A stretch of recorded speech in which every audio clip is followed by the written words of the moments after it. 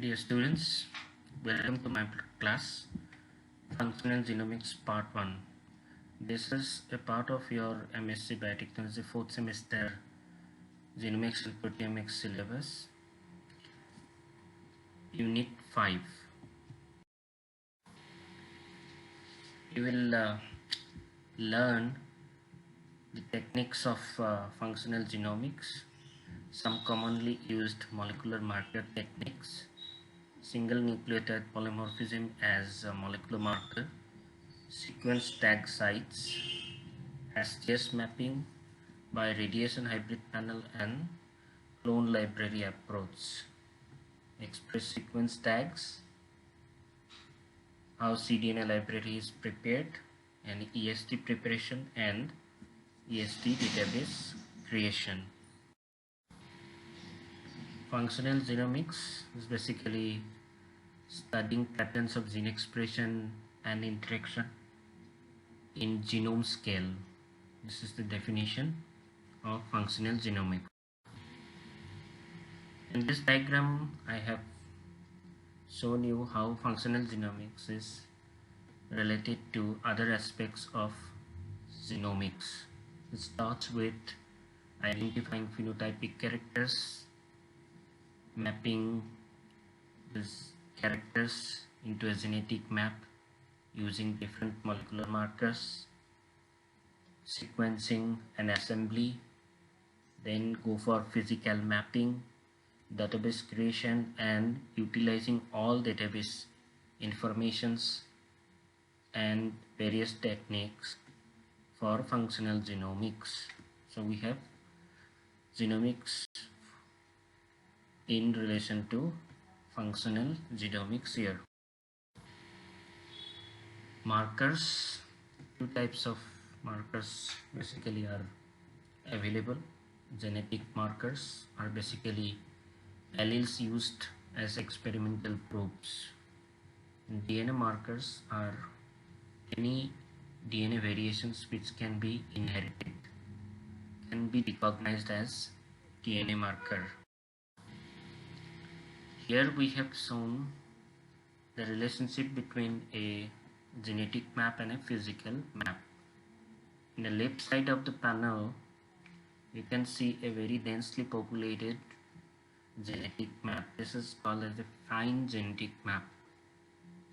And this genetic map actually is used as the framework map, which can be seen in the right panel to generate your physical map.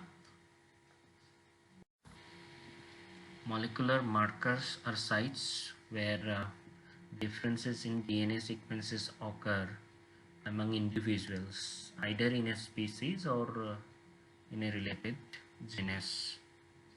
It reveals polymorphism at the DNA level. It can either be coding or non-coding regions of the genome. That means molecular markers can be in the coding region as well as non-coding regions of the genome.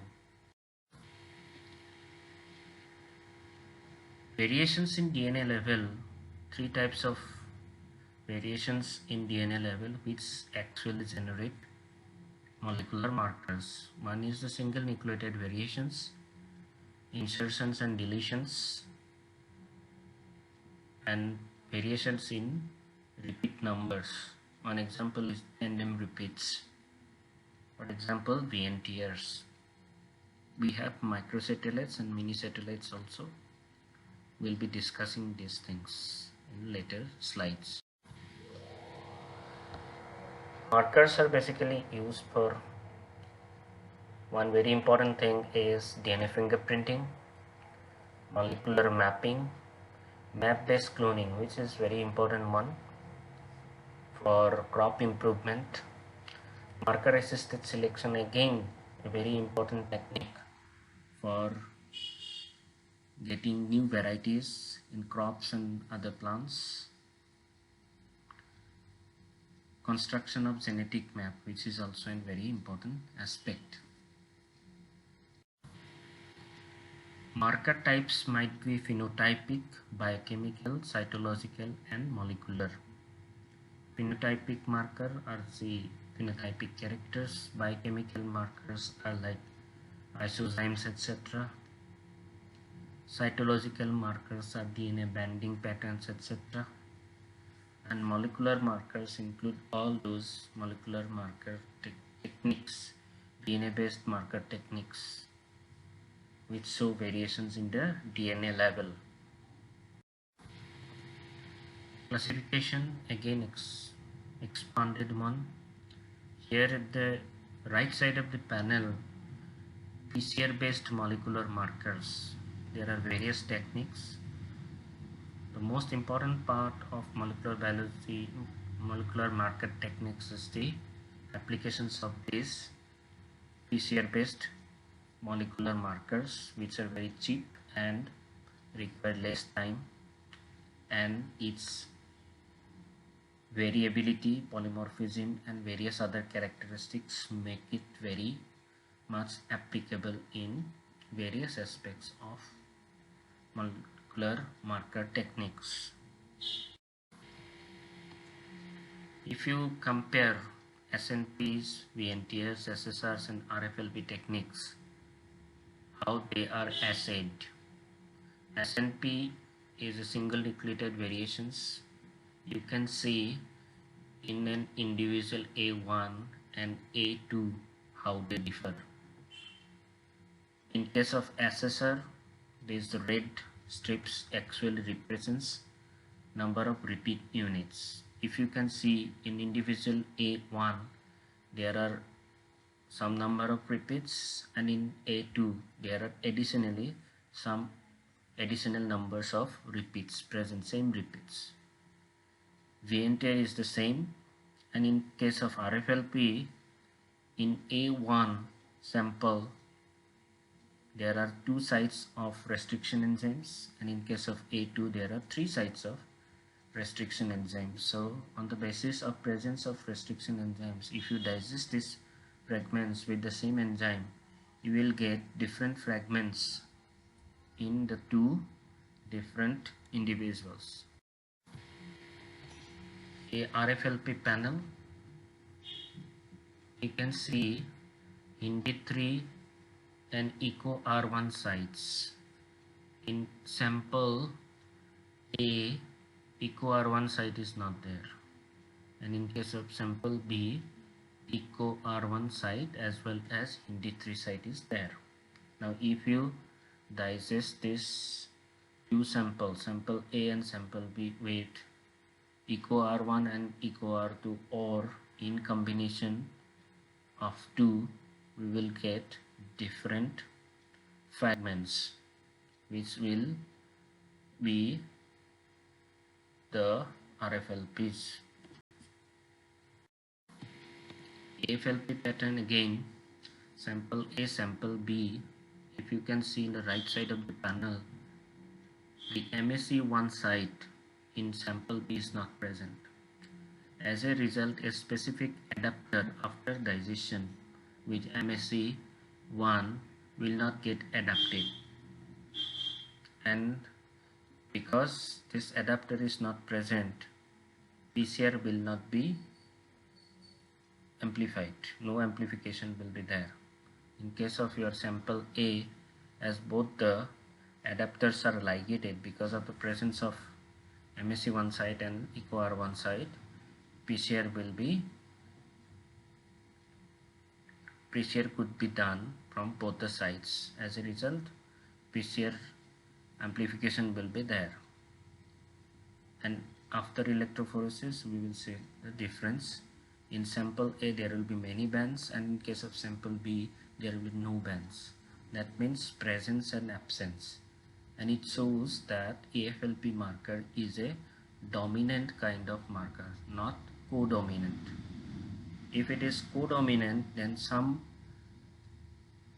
bands will be present in sample A, some bands will be present in sample B, but here sample A contains band, sample E doesn't represent any bands. So presence and absence, this is called as the dominant kind of marker. If you can see SSRs, we will see bands both in sample 1 and sample 2 but different sizes. That means both the samples represent some sequences but the sequences are different on the basis of size. So this is called as the codominant marker. RAPD, again, it's an universal primers are used to amplify genome from different samples. A, B, C, D, E, etc. are different samples, and you can see same primers are amplifying different types of fragments.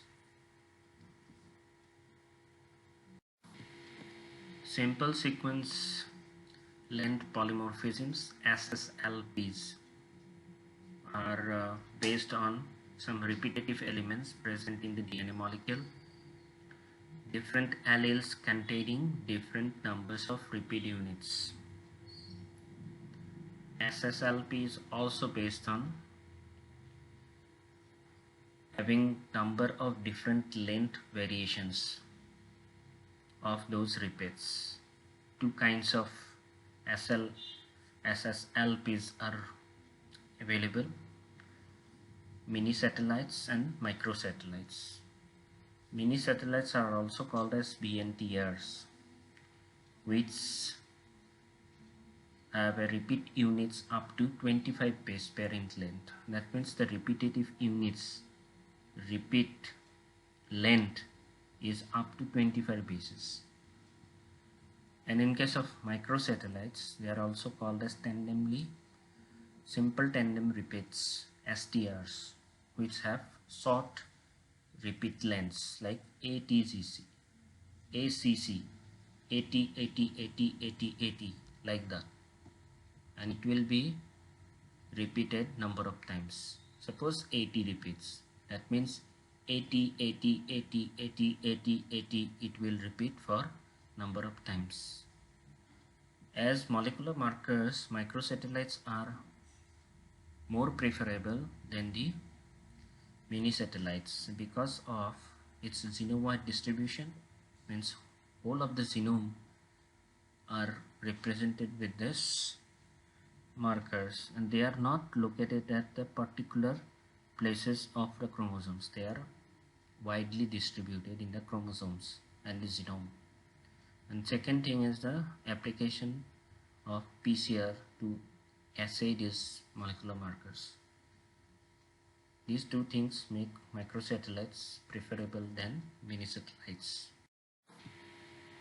Microsatellites types: SSR, simple sequence repeats, SSLPs, and STMS. STMS is also called as sequence type microsatellite sites. This is the basis of the assay used for genotyping using SSR markers. You can see in first sample there are CAZZ repeats 17 times, and in another sample CAZZ same repeat 22 times. So when we amplify using a unique sequence just near the repetitive units, we will get different sizes of the fragments. That means repeat lengths are different between these two genotypes. This gives you some idea how the band patterns will in electrophoresis you will see when you use different types of population, segregating population for your marker analysis. If we use F2 population, if it is codominant, it will show you 1:2:1 ratio, and if it is a dominant marker, it will show you 3:1 ratio. That means one band from the A parent, one band from the B parent.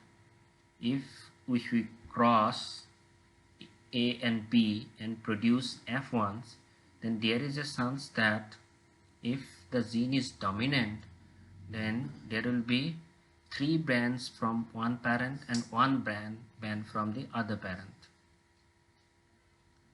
Similarly, back cross population 1:1, RILs 1:1, double hybrids N:1, NILs 1:1. You can go through in details if you want to know about these things from some literature available. SNPs are single nucleotide variations. How do you obtain SNPs? By high throughput sequencing. Now, SNPs are generated by sequencing. That means when you sequence a particular loci from different organisms and align them using bioinformatics tools like multiple sequence alignment tools like Clustal X, Clustal W, etc. And you will see some variations of bases at certain points, and these variations might be a part of very conserved region. If you can see in chromosome 1, 2, 3, 4 here in diagram, these SNPs are part of some very conserved regions in the genome. That means definitely there are some meaning of this variation. These variations present in very conserved regions of the genome, which are single nucleotide variations. If it is established to have some evolutionary significance, some relation to its evolution, then we call it as an SNP. Now, SNP detection is another part, and SNP association is another part. SNP use of SNP as molecular marker may involve different techniques like direct sequencing, DNA chips, or SSCP technique, which is a single-stranded conformation polymorphism. Some primers are used, and especially pyrosequencing may also be used.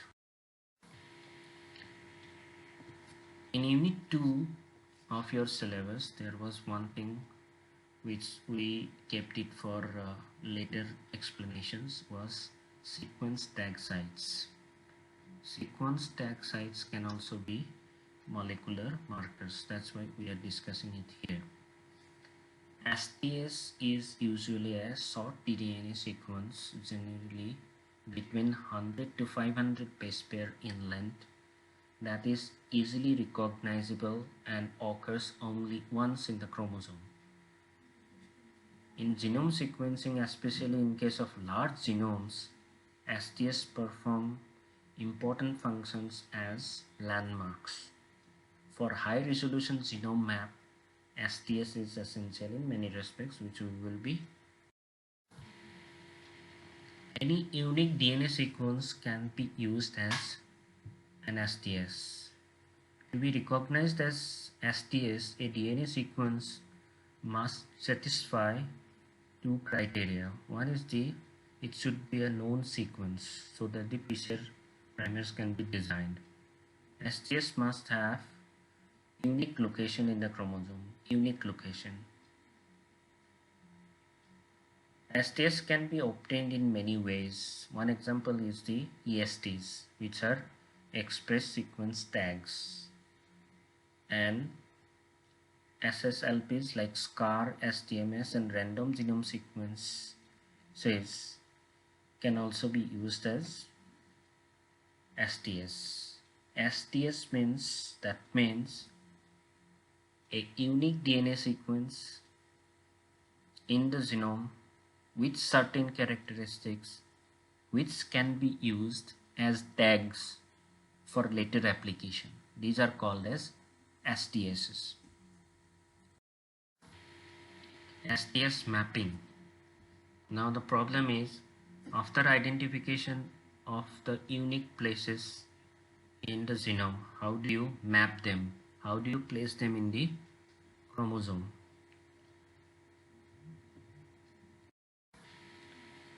If you see this diagram, let me uh, go from the top to bottom. There are certain markers. Suppose some bands in the chromosome we could locate in the chromosome.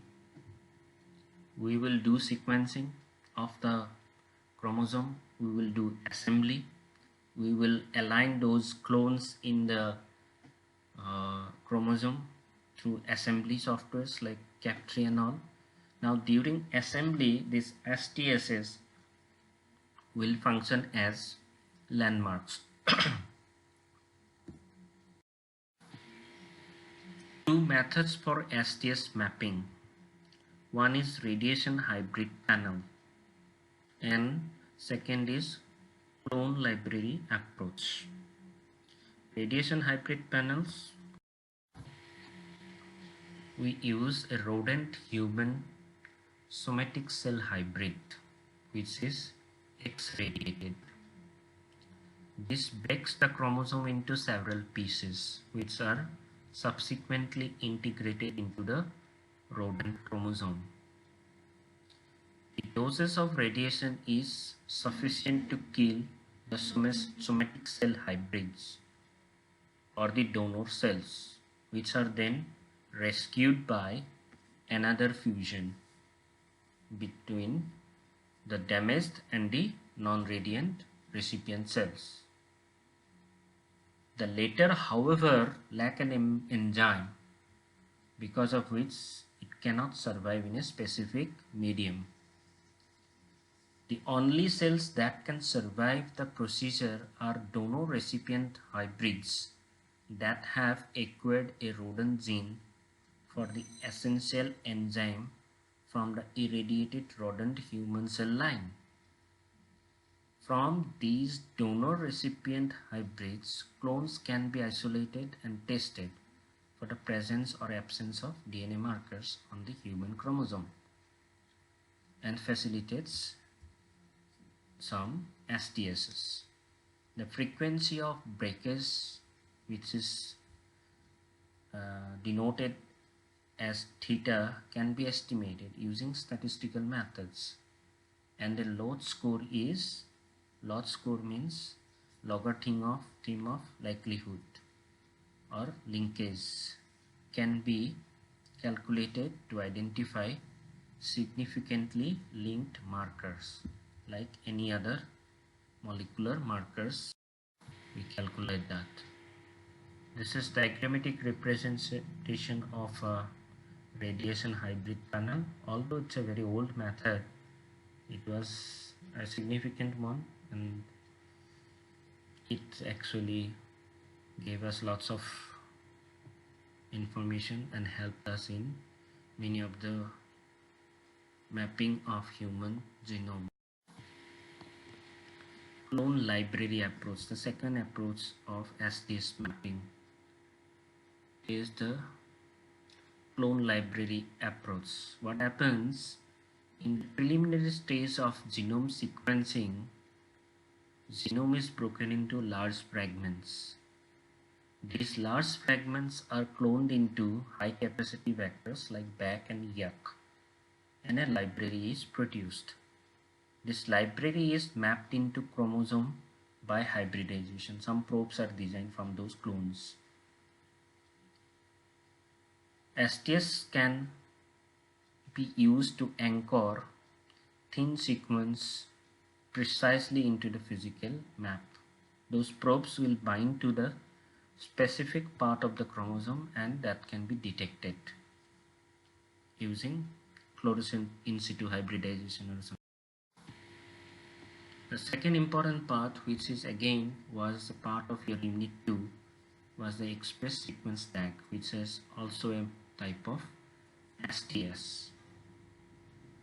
A cDNA that is sequenced, partially sequenced, in order to gain rapid access to the genes in the genome is called as the ESTs. That means a cDNA which is partially sequenced, it can be called as the EST, express sequence tags. Tags, why they are called as tags? Because it's an STS, and tags means they are having an unique sequence, having an unique position in the genome. Express sequence tags are generated by high throughput single pass sequencing of a complementary DNA. That means you generate cDNA, then you do go for partial sequencing of the cDNA. It is called as the ESTs. A cDNA library is a snapshot representation of the mRNA population within a system. That's why the ESTs as well as the cDNA represents the expressed part of your genome. That's why EST play a significant role in functional genomics. Both cDNA library and ESTs provide a rich resource for gene discovery and annotation, which is again a significant aspect of functional genomics. ESTs can also be used to develop molecular markers. ESTs are stored in databases as FASTA files. Like any other sequences, we can submit our sequences, EST sequences, to databases, and that sequences are put into some specialized databases called as EST databases. EST clustering. ESTs represent only the partial sequence of a genome. ESTs show high degree of redundancies, that means variations. ESTs obtained from my laboratory will differ from ESTs obtained from another laboratory, even though we are using the same genome. ESTs also permit low quality bases to be incorporated due to the single pass sequencing method used. To overcome these problems, we do clustering. So we do a kind of assembly and contig mapping, just like we did for genome sequencing projects during assembly of sequences using Cap3 or FredFrap concept package. We can also go for EST clustering using Cap3 or some other resources available in the internet to cluster different ESTs and see for overlapping sequences and finding out contigs. Same procedure can be used here, like the genome sequencing process. FRAP, TIGR, assembly, Cap3 are some of the packages which are easily available, and you can. Here in this diagram, I have shown you the complete procedure of cDNA library preparation, which is very important. And you have already gone through this in genetic engineering paper, although I have mentioned it here. mRNA extraction, RNA to DNA conversion, then double-stranded complementary DNA synthesis, that complementary DNA cloned into capacity vectors like cosmids, transform into host cells, and a library is prepared. Now this is how you go for ESTs. After your cDNA library is prepared, you go for partial sequencing of the cDNA cloned into the vector by using some primers from the vector sequences. These primers don't sequence the whole of the cDNA. It only amplifies only part of the cDNA which is sequenced and which is actually unique part of the chromosome as it represents certain genes. As a result, we submit this into as ESTs, and it functions as important resources for further gene cloning and analysis. ESTs as tool for functional genomics. Actually, I have just mentioned a few points. We need to elaborate these functions of ESTs. ESTs as genome landmarks, ESTs as genome discovery resources, ESTs in the databases, and unigene resources in the databases. ESTs perform functions in for these aspects. Moreover, there are other applications like mapping, primer designing, molecular markers, development, etc. Now I would request students to go through these 4 aspects of ESTs and write some notes. Although those elaborations are not part of your syllabus, it's an important tool and you should go through them for your future, and I would request you to make some notes on these 4